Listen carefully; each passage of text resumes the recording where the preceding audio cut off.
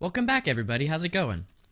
On the last episode, we had a few problems. I died a couple times, and we lost some pretty important equipment. But 2 weeks later, and several creeper craters later, we're re-equipped and finally ready to go. So, our mission today is to kill the Ender Dragon. But to do that, first we need to find the end. And we've collected enough Eyes of Ender, we can finally do that. So the way these work is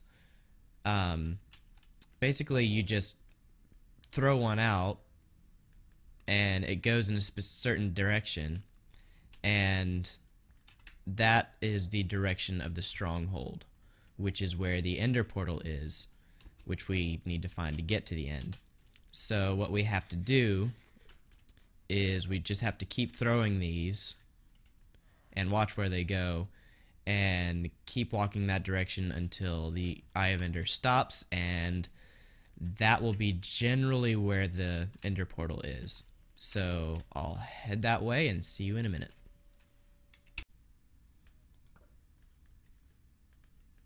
Alright, so it's that way. Aww, I have to jump in to get it. Why? Why do I have to get in the water? I don't want to get wet.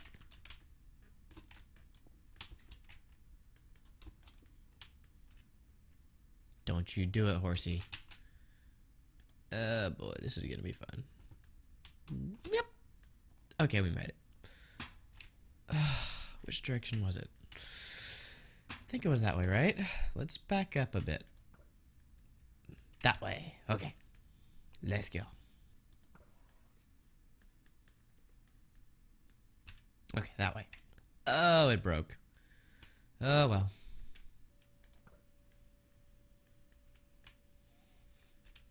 Okay, I must be nearby, because that's back the direction I came from. Let's try it again. Okay, still that way. Again? Okay, keep going. Let's try right at the top of that crest and see where that gets us. Okay. Okay, it's right here. Okay. Yeah. It must be like just below that river.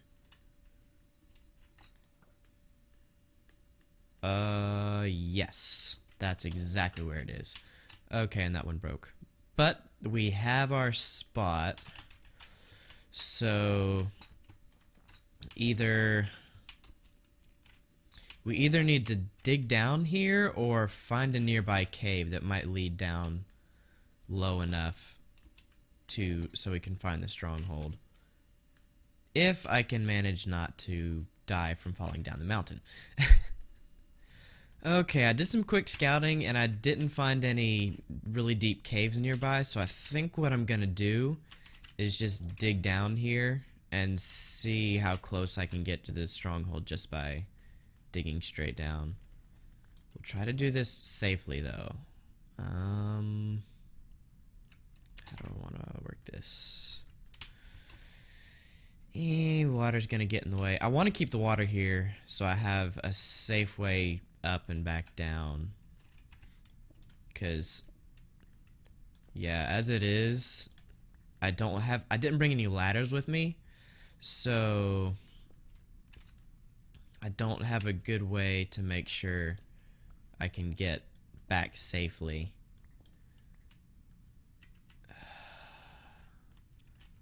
Trying to figure out if I can get the water to flow the way I want it to. Let's see, what happens if I do this? Oh. There's a hole. Okay, let's block this off for a second. What's down there? Is that a cave? Yes, that's a cave. Maybe I don't have to dig straight down. Ooh, a ravine. Okay. Oh, and look. Here's the edge of the stronghold right here. That's perfect. Okay. So we don't have to deal with perilousness. Yeah, I don't think it goes any further. This might be the very top of the stronghold, which is nice. Okay. And so far it's all one-way traffic, so don't have to worry about getting lost just yet. Little random prison cells that apparently the occupants have escaped. Sir, did you realize you have a hole in your wall? Okay. And there's the ravine. That's gonna be annoying, but for now we should be able to deal with it. Cave there. So we're gonna have to watch our backs here, because we could have stuff sneaking up behind us, or holes in the floor that threaten to kill us yet again. I hate it when you're just walking along and then suddenly a hole you didn't know was there comes up in front of you, and death. Yeah. I'm really using a lot of fancy words here, aren't I? Oh, Skelly. Oh, and he's in the cobweb. Creeper. Don't blow up, please. Dead. And come on. Come on. Dead. Gotcha. Alright. What do we have here? Oh, there's the portal. Okay. So, and the silverfish. So annoying. Okay. So, oh, another silverfish. What we have to do here to open the portal is, you'll notice there's some Eyes of Ender in these blocks already, but most of them are empty. So what we have to do is go ahead and fill in these slots where the eyes are missing. And when we put the last one in, voila. There's a bit of lag there. That's kind of frustrating, but whatever. We'll deal with it. So, this is the Ender Portal. Here we go.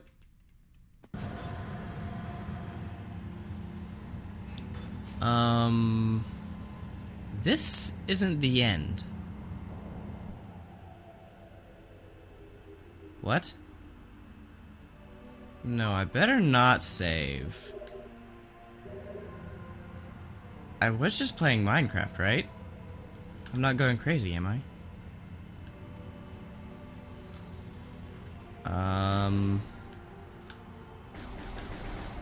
What is going on here?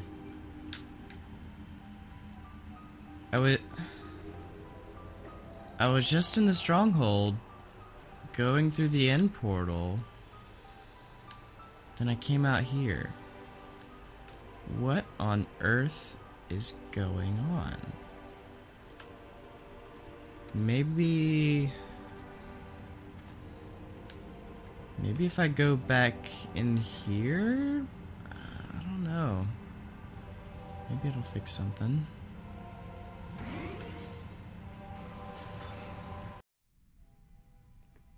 Whoa. I have no idea what just happened. Oh, hello, hello.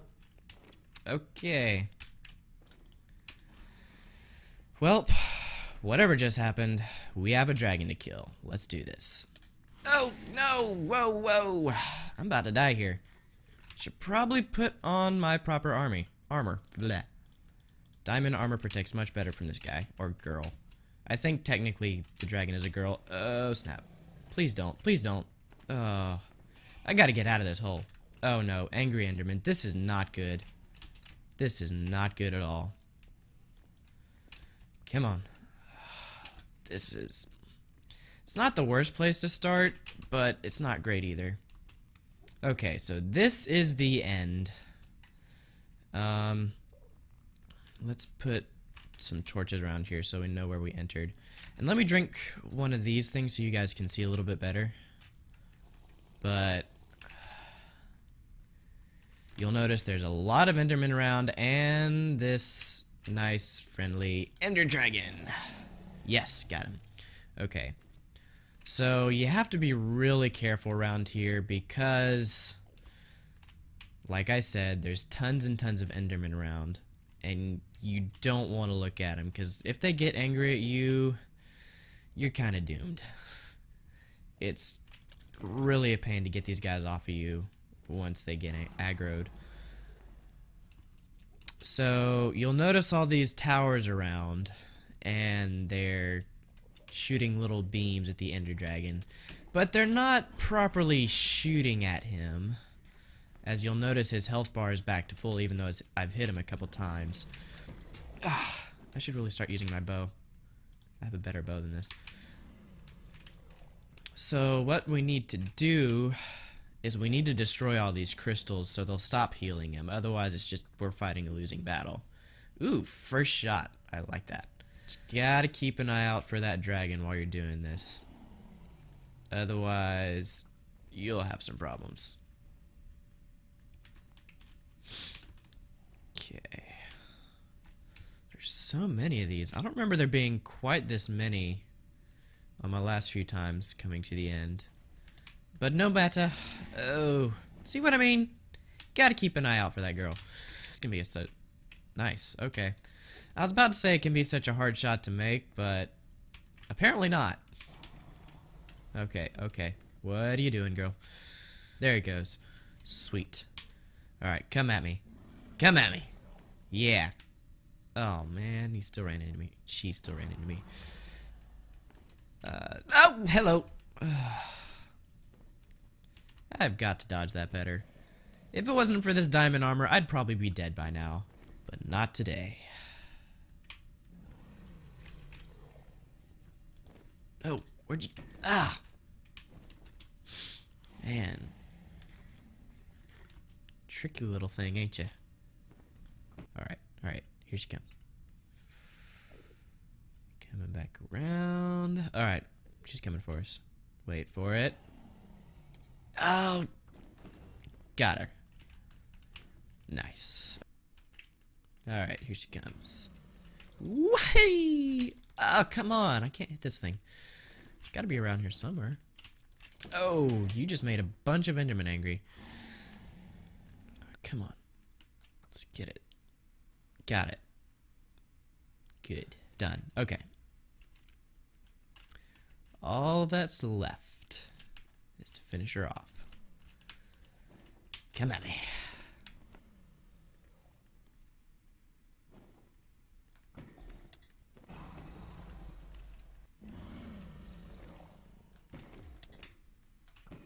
Got her. Alright, come on, come on. Got her. Sweet. Alright, here she comes.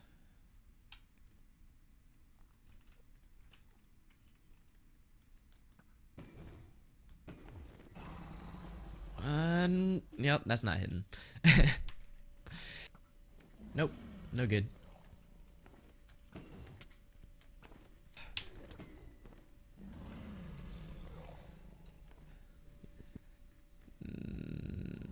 Come on, come on. Alright. One more, one more. Got her. Sweet. Perfect.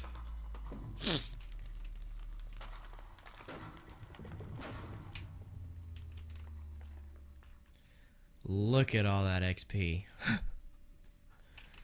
Alright. So I'm starting at level 28. Let's see how much this actually gets me. 34, 44, 50. Oh my goodness. So much XP. I won't know what to do with this. Actually, I'll know exactly what to do with it. Okay. It's a little awkward placement for the Ender portal, but we'll make do.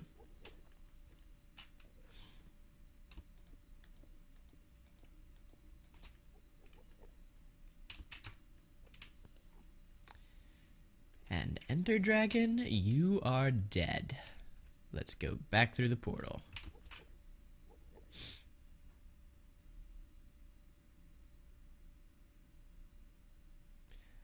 Minecraft. And so starts the incredibly bizarre dialogue between two people who may or may not be... I don't know. It's weird. I see the player you mean. Wordsayer?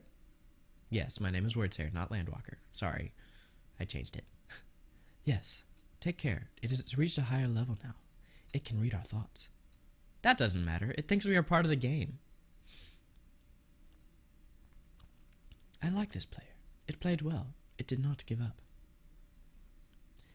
It is reading our thoughts as though they were words on a screen. That is how it chooses to imagine many things, when it is deep in the dream of a game. Words make a wonderful interface. Yes, I do. Very flexible, and less terrifying than staring at the reality behind the screen. They used to hear voices, before players could read, back in the days when those who did not play called the players witches and warlocks, and players dreamed they flew through the air on sticks powered by demons. What did this player dream? This player dreamed of sunlight and trees, of fire and water. It dreamed it created, and it dreamed it destroyed. It dreamed it hunted, and it was hunted. It dreamed of a shelter. Ha! The original interface, 1,000,000 years old, and it still works. But what true structure did this player create in the reality behind the screen? It worked with 1,000,000 others to sculpt a true world in a fold of the, and created a, for, in the. It cannot read that thought. No, it has not yet achieved the highest level. That it must achieve in the long dream of life, not the short dream of a game. Does it know what we love? That the universe is kind? Sometimes, through the noise of its thoughts, it hears the universe, yes. But there are times it is sad, in the long dream. It creates worlds that have no summer, and it shivers under a black sun, and it takes its sad creation for reality. To cure it of sorrow would destroy it. The sorrow is part of its own private task. We cannot interfere. Sometimes, when they are deep in dreams, I want to tell them they are building true worlds in reality. Sometimes I want to tell them of their importance to the universe. Sometimes, when they have not made a true connection in a while, I want to help them to speak the word they fear. It reads our thoughts. Sometimes I do not care. Sometimes I wish to tell them, this world you take for truth is merely, and I wish to tell them that they are in the. They see so little reality in their long dream, and yet they play the game. But it would be so easy to tell them, too strong for this dream. To tell them how to live is to prevent them from living. I will not tell the player how to live. The player is growing restless. I will tell the player a story, but not the truth. No, a story that contains the truth safely, in a cage of words, not the naked truth that can burn over any distance. Give it a body again. Yes, player. Use its name. Wordsayer, player of games. Good. Take a breath now. Take another. Feel the air in your lungs. Let your limbs return. Yes, move your fingers. Have a body again, under gravity, in air. Respawn in the long dream. There you are, your body, touching the universe again, at every point, as though you were separate things, as though we were separate things. Who are we? Once we were called the spirit of the mountain, father, sun, mother, moon, ancestral spirits, animals, spirits, jinn, ghosts, the green man, then gods, demons, angels, poltergeists, aliens, extraterrestrials, leptons, quarks. The world changed. We do not change. We are the universe. We are everything you think isn't you. You are looking at us now, through your skin and your eyes. And why does the universe touch your skin and throw light on you? To see you, player, to know you, and to be known, I shall tell you a story. Once upon a time, there was a player. The player was you, Wordsayer. Sometimes, it thought itself human. On the thin crust of a spinning globe of molten rock, the ball of molten rock circled a ball of blazing gas that was 330,000 times more massive than it. They were so far apart that the light took 8 minutes to cross the gap. The light was information from the star. I can't read that. Sometimes the player dreamed it was a miner, on the surface of the world that was flat and infinite. The sun was a square of white. Sometimes the player dreamed it was lost in a story. Sometimes the player dreamed it was other things, in other places. Sometimes these dreams were disturbing, sometimes very beautiful indeed. Sometimes the player woke from one dream into another, then woke from that into a third. Sometimes the player dreamed it watched words on a screen. Let's go back. The atoms of the player were scattered in the grass, in the rivers, in the air, in the ground. A woman gathered the atoms. She drank and ate and inhaled, and the woman assembled the player in her body. And the player awoke from the warm, dark world of its mother's body into the long dream. And the player was a new story, never told before, written in letters of DNA, and the player was a new program, never run before, generated by a source code 1 billion years old, and the player was a new human, never like before, made from nothing but milk and love. You are the player, the story, the program, the human, made from nothing but milk and love. Let's go further back. The 7 billion atoms of the player's body were created long before the game, in the heart of a star. So the player, too, is information from a star, and the player moves through a story, which is a force of information planted by a man called Julian on a flat, infinite world created by a man called Marcus, that exists inside a small, private world created by the player who inhabits a universe created by... Shush. Sometimes the player created a small, private world that was soft and warm and simple, sometimes hard, cold, complicated. Sometimes it built a model of the universe in its head, flux of energy moving through the vast empire, those flecks and protons. Sometimes it called them planets and stars. Sometimes it believed it was in a universe that was made of energy, that was made of offs and ons, zeros and ones, lines of code. Sometimes it believed it was playing a game. Sometimes it believed it was reading words on a screen. You are the player, reading words. Shush. Sometimes the player reads these lines of code on a screen, decoded them into words, decoded the words into meaning, decoded the meaning into feelings, emotions, theories, ideas. The player started to breathe faster and deeper and realized it was alive. It was alive. Those thousands of deaths, player was alive. You are alive. And sometimes the player believed the universe had spoken to it through the sunlight that came through the shuffling leaves of the summer trees. And sometimes the player believed the universe had spoken to it through the light that fell from the crisp night sky of winter, where a fleck of light in the corner of the player's eye might be a star 1,000,000 times massive than the sun, boiling its planet's plasma in order to be visible for a moment for the player, waking in the far side of the universe. And sometimes the player believed the universe had spoken to it through the zeros and ones, through the electricity of the world, through the scrolling words on a screen at the end of the dream. And the universe said, I love you. And the universe said, you have played the game well. And the universe said, everything you need is within you. And the universe said, you are stronger than you know. And the universe said, you are the daylight. And the universe said, you are the night. And the universe said, the darkness you will fight is within you. And the universe said, the light you seek is within you. And the universe said, you are not alone. And the universe said, you are not separate from every other thing. And the universe said, you are the universe tasting itself, talking to itself, reading its own code. And the universe said, I love you because you are love. And the game was over. And the player woke up from the dream. And the player began a new dream. And the player dreamed again, dreamed better. And the player was the universe. And the player was love. You are the player. Wake up.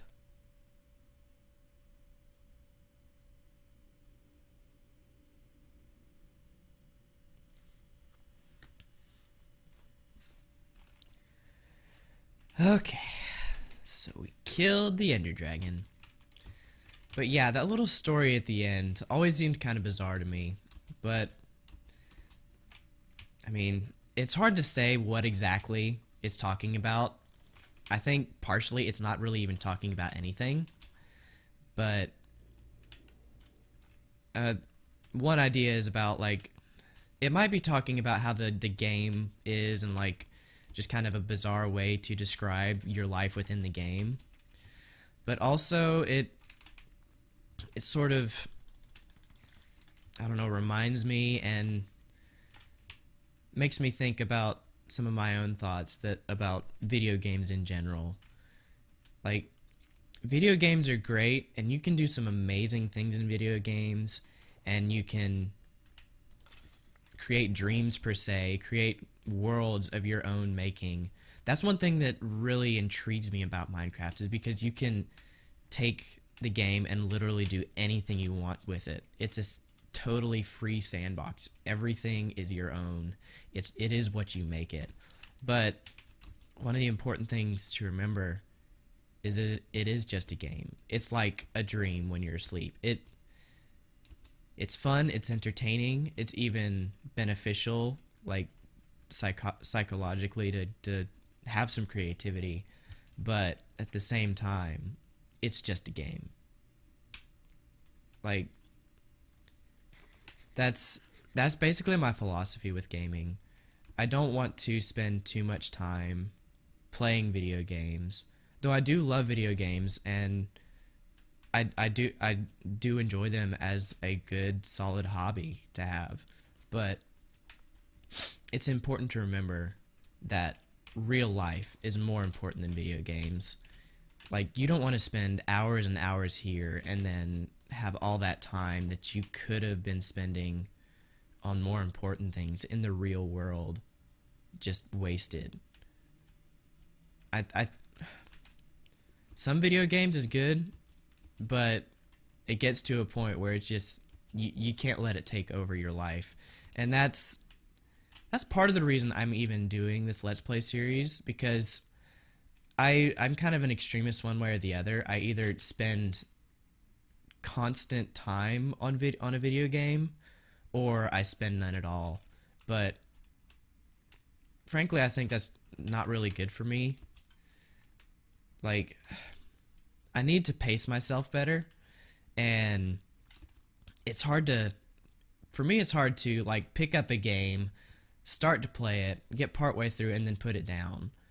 I like to play things all the way through in one sitting if I can, just do as much as I can, and then I don't like to leave things unfinished.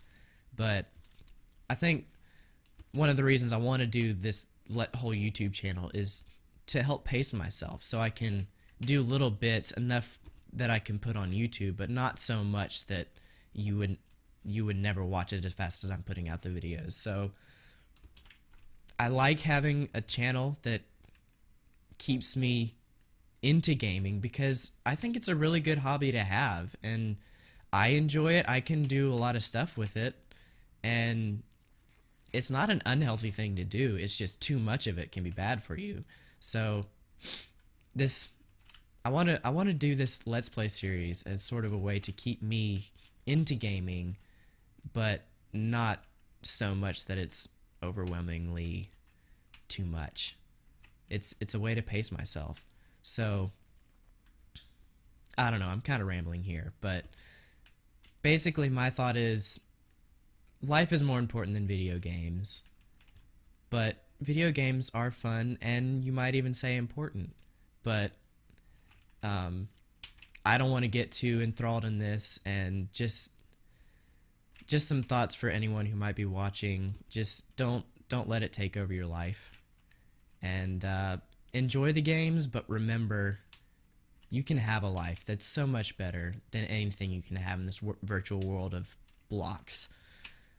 But I still want to keep playing video games, keep doing Let's Plays, and hopefully get more practice at it so I can be more entertaining, because frankly, I'm not that good at it yet. But I'll keep trying to improve, and keep trying to entertain you guys, and I'll see you later.